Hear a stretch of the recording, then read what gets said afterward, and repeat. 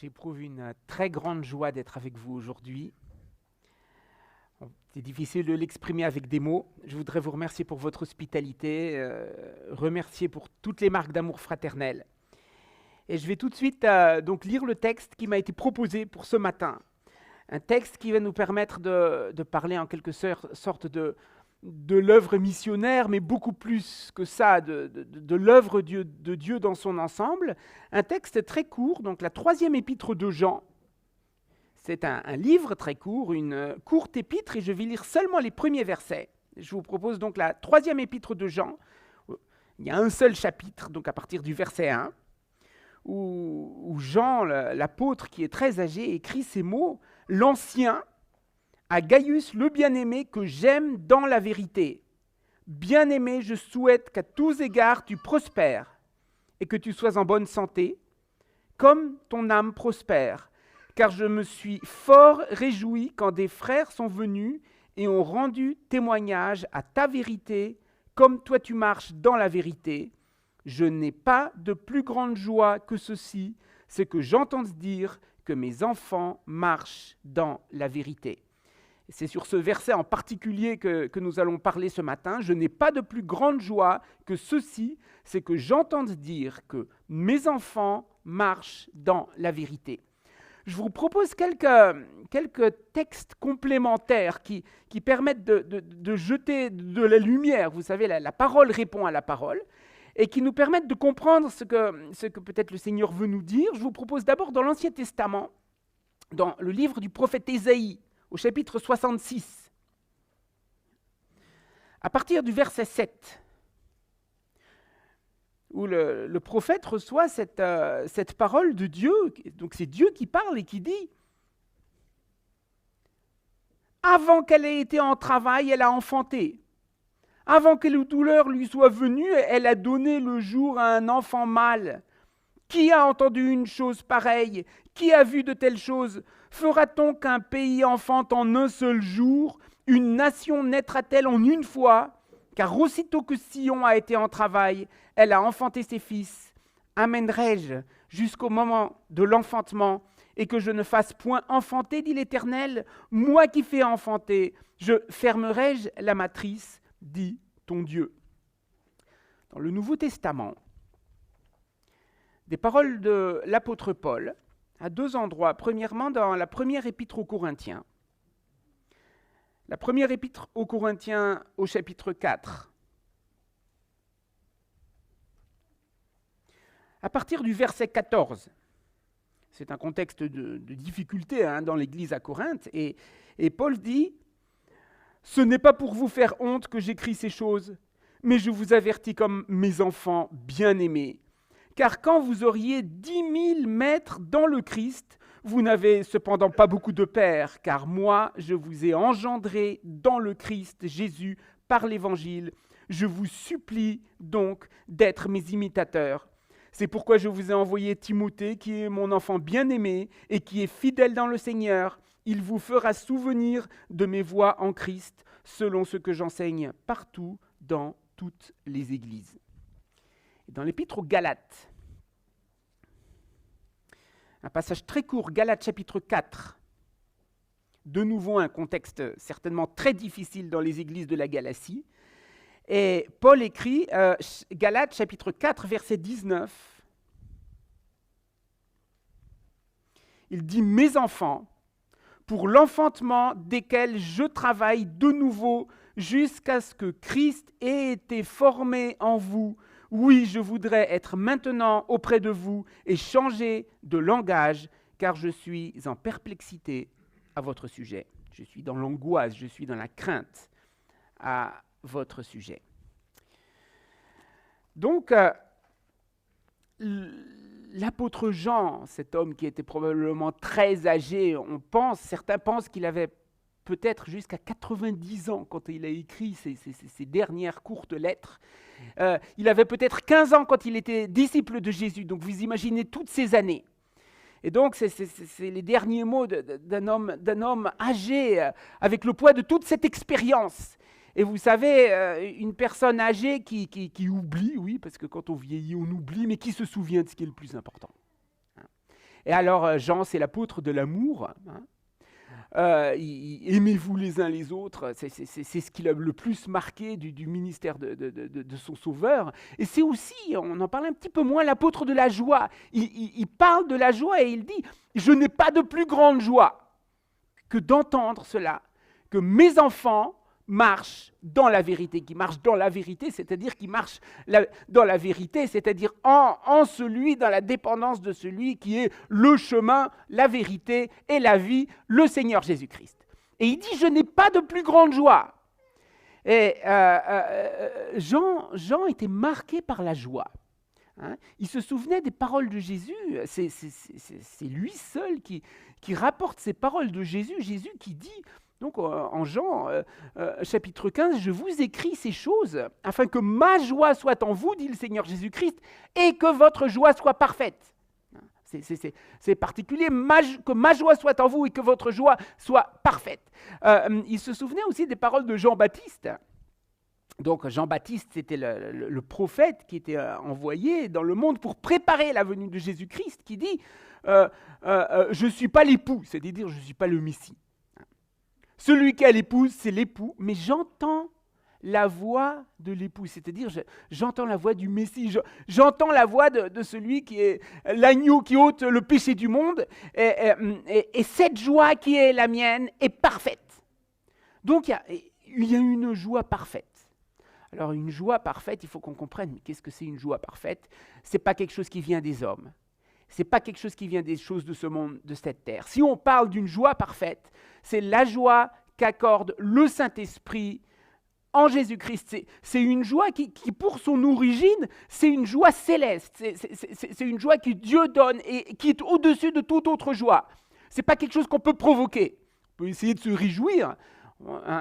On peut essayer de se réjouir en église, on peut aimer les gens dans le monde aussi, ils essayent de se réjouir, mais c'est seulement une joie humaine. Si ça vient de nous, c'est seulement une joie humaine. C'est comme l'amour, si c'est seulement l'amour humain, c'est seulement l'amour humain.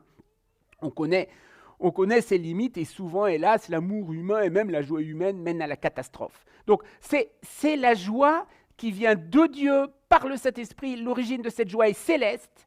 Et c'est aussi très important de comprendre que c'est une joie rare. Pourquoi ? Parce qu'elle se trouve seulement en un lieu. La joie de Jean-Baptiste ne se trouve qu'en Jésus-Christ. Elle ne se trouve que dans le fait qu'il voit et qu'il entend le Messie, et c'est la réalisation des promesses de Dieu, le Sauveur du monde est arrivé. Donc la joie de Jean-Baptiste ne se trouve qu'en Jésus-Christ. Et Jésus-Christ, il dit que ma joie soit en vous. C'est-à-dire le fait que vous me connaissiez. La vie éternelle, qu'ils connaissent, le seul vrai Dieu et celui que tu as envoyé, Jésus-Christ. Donc, une joie uniquement en Jésus-Christ, nulle part ailleurs. Et pourtant, on cherche tellement souvent notre joie ailleurs. Et là, de nouveau, je n'ai pas de plus grande joie que d'entendre que mes enfants marchent dans la vérité. Donc, il ressent cette joie, il vit cette joie qui est la joie de Jésus-Christ quand il voit que ses enfants non seulement sont en Jésus-Christ, mais vivent Jésus-Christ, marchent dans la vérité de Jésus-Christ. Ce qui sous-entend, ce n'est pas toujours le cas, loin de là. Si on continue un petit peu à lire, il y a des ennemis. Il y a des ennemis dans le monde, bien sûr, l'Église est persécutée, mais il n'y a pas que des ennemis dans le monde, il y a aussi, là, c'est triste, c'est affligeant, mais c'est aussi un avertissement. Il y a des ennemis qui apparaissent même au cœur de l'Église. Il y a Diotrephe, qui est un homme méchant, qui refuse d'accueillir les apôtres et qui se permet de chasser de l'Église ceux qui veulent accueillir les apôtres. Souvent, parfois, on idéalise l'Église primitive. L'Église primitive, c'était merveilleux. L'Église primitive, c'était comme aujourd'hui. Il y avait parfois des situations dramatiques dans l'Église primitive. On voit Jean qui en parle. L'apôtre Paul était abandonné de presque tous lors de sa dernière défense à la fin. Donc on voit, il y a de l'opposition, il y a de l'adversité et il y a des ennemis. Et bien sûr, les ennemis extérieurs, la persécution, mais parfois aussi, il y a l'apostasie. Il y a des frères qui abandonnent, qui trahissent et qui deviennent ennemis, même au sein de l'Église. Donc mes enfants marchent dans la vérité. C'est pas, ça coule pas de source, c'est pas évident, c'est pas automatique. C'est ça y est, j'ai fait une prière, j'ai demandé à Jésus de rentrer dans mon cœur. Voilà, j'ai donné ma vie à Jésus, je suis sauvé pour toujours. Oui. Oui, mais si on persévère jusqu'à la fin. Parce que on est entouré et on voit et on entend parler de tellement de frères et de sœurs qui désespèrent et puis qui retournent dans le monde, qui reviennent en arrière.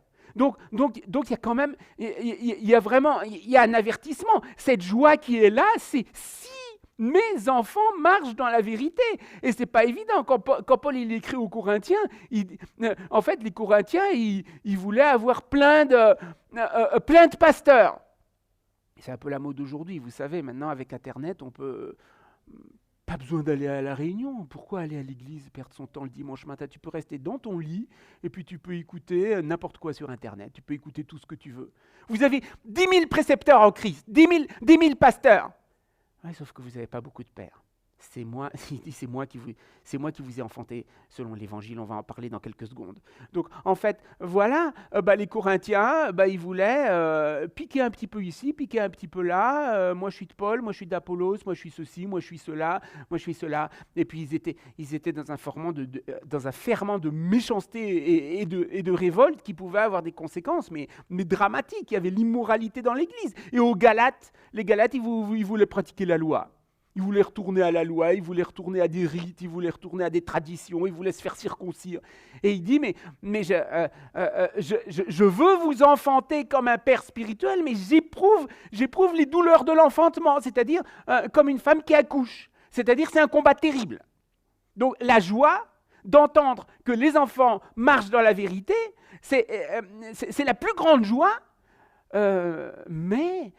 Qui est la conséquence de la victoire dans un grand combat, dans un immense combat. Et bien sûr, la victoire, c'est tout dans l'œuvre de Dieu. Et comme ça, la victoire, c'est la victoire du Seigneur Jésus-Christ. Mais on est invité à rentrer dans sa victoire, on est invité à mener ce combat. Et quand on voit que nos enfants mènent ce combat et arrivent à cette victoire, c'est-à-dire humblement, fidèlement, de servir le Seigneur Jésus-Christ, il n'y a pas de plus grande joie. Et donc, je n'ai pas de plus grande joie d'entendre dire qu'il dit « mes enfants marchent dans la vérité ». Et ça nous amène à progresser un peu dans ce texte. Jean, il dit « je suis un père spirituel pour ces enfants ». J'ai des enfants spirituels. Paul dit la même chose. Je vous ai engendré dans l'Évangile. Je suis votre père selon l'Évangile. Et vous n'en avez pas beaucoup. Votre père, c'est moi. Alors bien sûr, c'est parce que Paul, il avait amené l'évangile à ces personnes, et Jean aussi. Mais là, on a quelque chose de très très important, on a une paternité spirituelle, on a un appel à être des pères et des mères spirituels. Alors bien sûr, donc il faut parler un petit peu de l'œuvre de Dieu, de certains aspects de l'œuvre de Dieu. Qu'est-ce que c'est qu'être un père ou une mère spirituelle, avec donc cet amour du père et de la mère spirituelle, ou aussi cette autorité du père et de la mère spirituelle, avoir des enfants spirituels. Dans l'Église, dans l'œuvre du Seigneur, que ce soit ici, que ce soit dans un pays lointain en tant que missionnaire. Alors bien sûr, être père, être mère, qui est le père ? Bien sûr, le Père des Lumières, qui habite dans les cieux. Paul dit « Je fléchis les genoux devant le Père, de qui toute famille dans les cieux et sur la terre tire son nom. » Le Père, c'est le Père céleste, notre Père qui est aux cieux. Dieu est le Père. Comment est-ce que nous, on peut être des pères ou des mères ? C'est Dieu le Père, mais là, c'est le mystère de l'œuvre de Dieu. C'est-à-dire que Dieu est le Père, mais il nous appelle à exercer une paternité spirituelle. C'est comme tous les aspects de l'œuvre de Dieu. Jésus dit « Je suis la lumière du monde ». Mais il dit aussi à l'Église « Vous êtes la lumière du monde ». Par nous-mêmes, est-ce qu'on peut être la lumière du monde ? Bien sûr que non. Notre nature humaine, on n'est pas différent des autres, on est les mêmes que les autres, on n'est rien de plus que les autres. Souvent même, le Seigneur, il appelle les pires, donc parfois on est comme les autres ou pires. Mais en Christ, justifié par la foi, rempli du Saint-Esprit, accomplissant la volonté du Seigneur, soumis à l'œuvre de Jésus-Christ, on est appelé à être la lumière du monde et c'est une réalité, même si c'est parfois difficile, même si parfois il faut beaucoup de foi, beaucoup de persévérance, même si c'est au milieu de beaucoup de combats, je crois et je suis convaincu et je reste convaincu que l'Église est la lumière du monde, parce que le Christ est la lumière du monde. Et de même qu'il y a le Père céleste, le Père, qui est le Dieu Tout-Puissant, le Père, on est appelé à être des pères et des mères spirituels et même à exercer l'autorité du Seigneur Jésus-Christ.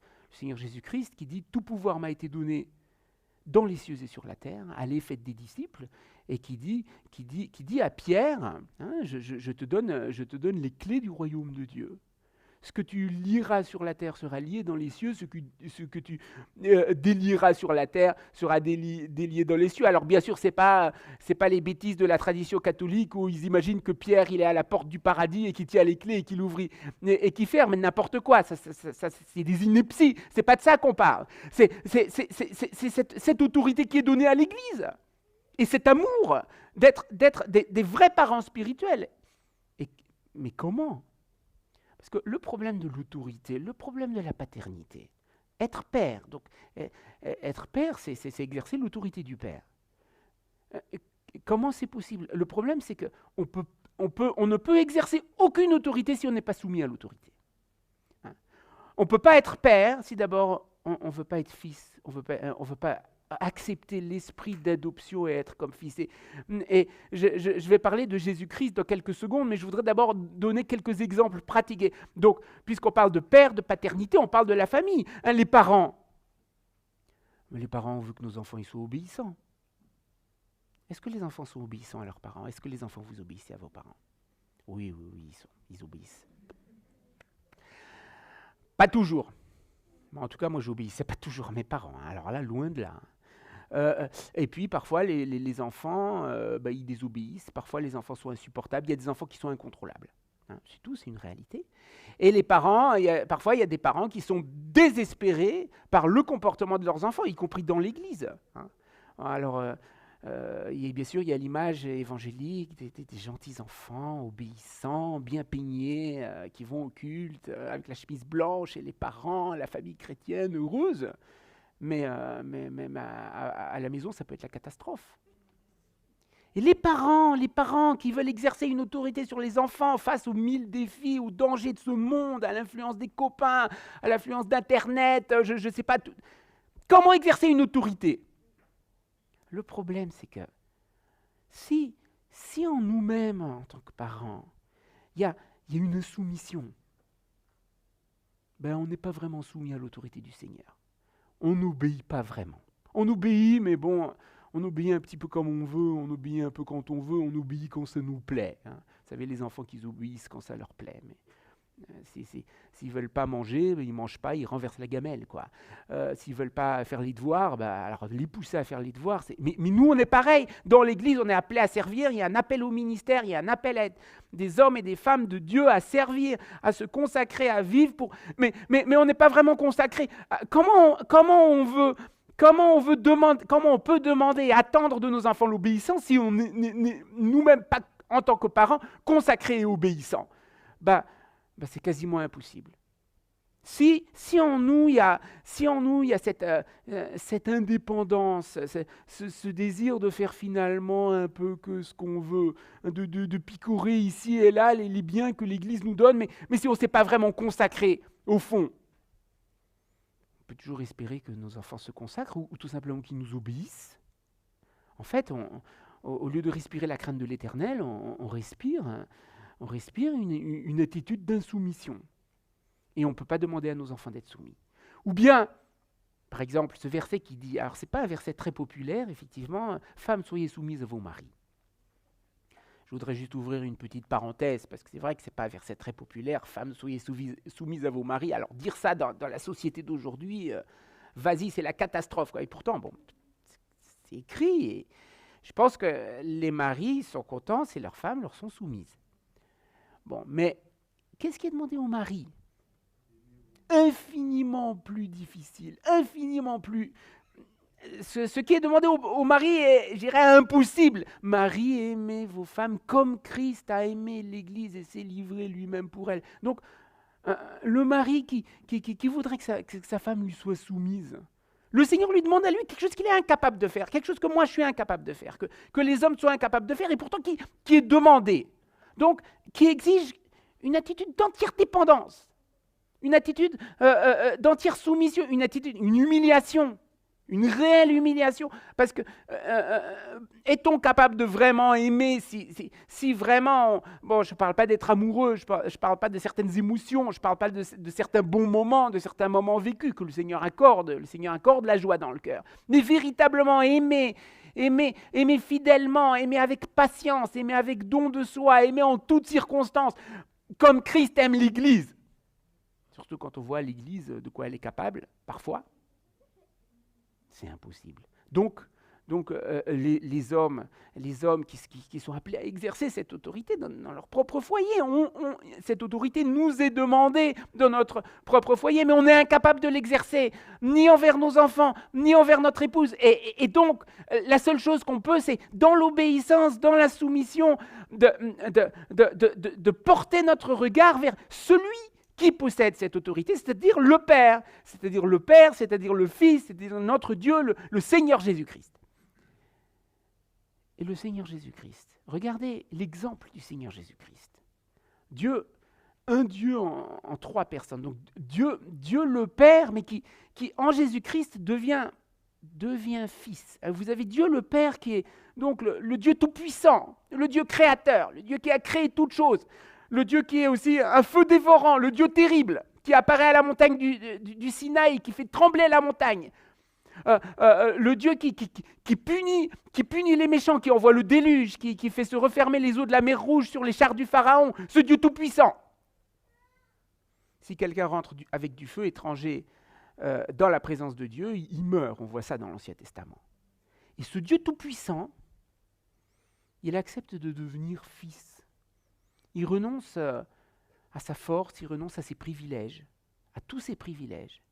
Il renonce à sa gloire, il renonce à sa splendeur, il renonce à tout pour vivre en simple homme, et non seulement en simple homme, mais en homme qui accepte de vivre dans la dépendance et dans l'humiliation pendant toute sa vie. Jésus dans la dépendance du Père, le Fils qui dit... le Fils de lui-même ne peut rien faire, il ne fait que ce qu'il voit faire le Père. C'est un mystère. C'est un mystère. Jésus qui dit « Je ne suis pas venu accomplir ma volonté, mais la volonté de celui qui m'a envoyé. » Nous, on se vante de nos programmes, tout le monde se vante, même dans l'église évangélique, on se vante toujours de ce qu'on fait. On est incapable de ne pas se vanter. Parce que c'est notre nature. On veut toujours montrer, il faut que les gens voient ce qu'on fait. Jésus, il dit, il fait un miracle, il dit, il ne va pas le raconter. Et il dit, je ne suis pas venu faire ma volonté. Je suis venu faire la volonté de celui qui m'a envoyé. Je ne suis pas venu accomplir mes œuvres. Je suis venu accomplir les œuvres de mon Père. Mon enseignement ne vient pas de moi-même, mais de celui qui m'a envoyé. Je ne recherche pas ma gloire, mais la gloire de celui qui m'a envoyé, et ainsi de suite. Et des versets encore plus, je dirais presque encore plus, je dirais choquant, quand l'auteur de l'Épître aux Hébreux dit que Jésus, donc le Christ, bien qu'il fût fils, donc fils de Dieu, il est dit qu'il a été rendu parfait par ses souffrances, et il a appris l'obéissance par les choses qu'il a souffertes. Alors, moi, si vous me demandez de l'expliquer, j'en suis incapable. C'est des choses immenses, c'est des choses qui sont tellement au-dessus de nous, c'est des choses, on les approche, on les contemple, mais on ne peut pas les comprendre, mais c'est des choses qui nous humilient terriblement. Jésus-Christ lui-même a dû apprendre l'obéissance par les choses qu'il a souffertes. Alors nous, qu'est-ce qu'on a à apprendre? Alors, quelle est notre position? Et c'est en acceptant ce chemin où on doit apprendre l'obéissance, et c'est souvent au travers de beaucoup d'épreuves et de beaucoup de souffrances. C'est en apprenant cette obéissance qu'on peut transmettre la vie, qu'on peut être des pères et des mères spirituels. Parce que de quoi il s'agit? La véritable transmission de la vie. Moi, je réfléchis parfois à certains textes qui sont des avertissements très sévères. Les textes, quand Jésus il parle aux pharisiens, ils disent, vous courez la terre et la mer pour faire des prosélytes. C'est-à-dire, vous êtes des missionnaires très très actifs. Vous en faites des fils de la géhenne pire que vous. Pourquoi? Hein. Alors les pharisiens, on voudrait imaginer que c'était des démons, que c'était des gens mais extraordinairement méchants. En fait, non, pas tant que ça. Les pharisiens, c'était des religieux. Les pharisiens, ils essayaient d'appliquer ce que disait la loi, ils essayaient de faire, de faire ce qu'il y a à faire, mais de façon humaine. Selon leurs principes, selon leurs lois, selon leurs idées, selon leurs stratégies, selon leurs conceptions. C'est-à-dire, ce qu'ils faisaient, en fait, ça venait de l'homme. Si notre œuvre, si on veut accoucher de quelque chose, si on veut enfanter, si on veut transmettre la vie, mais que ça vient de nous, on crée quelque chose d'humain. On peut créer une église, juste une église humaine. C'est-à-dire, ça peut être très bien, ça peut être très propre, ça peut être très bien organisé. Les sectes, il y a des sectes qui renient Jésus-Christ, mais ils ont des bâtiments magnifiques, ils ont une très bonne morale, ils ont une très bonne organisation, ils sont bien habillés, ils sont élégants, enfin, voilà. Et puis bon, ça doit être pas mal parce qu'ils arrivent à attirer des adeptes. Sauf que Jésus dit, puisque ce n'est pas le Seigneur Jésus-Christ qui est adoré, c'est des fils de la GM, c'est-à-dire c'est des ennemis du Christ, parce que celui qui n'est pas avec le Christ est contre lui. Et donc, avoir des enfants spirituels, mais transmettre quoi? Transmettre la vie. Cette vie ne nous appartient pas. C'est pas notre vie. C'est pas nous. C'est pas nos capacités. C'est pas notre intelligence. C'est pas notre éducation. C'est pas nos efforts. C'est pas notre religiosité. C'est pas notre morale. C'est pas nos principes, notre doctrine, nos lois, nos statuts. Non. C'est la vie du Seigneur Jésus-Christ. La vie du Seigneur Jésus-Christ, qu'est-ce que c'est la vie du Seigneur Jésus-Christ? Comment est-ce que Jésus décrit cette vie quand il dit « vous devez naître de nouveau », on doit naître de nouveau, accepter de rentrer dans cette œuvre de Jésus-Christ, accepter la vie de Jésus-Christ pour nous-mêmes par la repentance et la foi, et transmettre la vie de Jésus-Christ. Jésus, qu'est-ce qu'il dit? Le vent souffle où il veut, t'en entends le bruit, tu sais ni d'où il vient ni où il va. Tu as essayé de mettre le vent dans une bouteille? De le contrôler? Les hommes voudraient contrôler le climat. Ils disent la Terre se réchauffe, on va sauver la planète.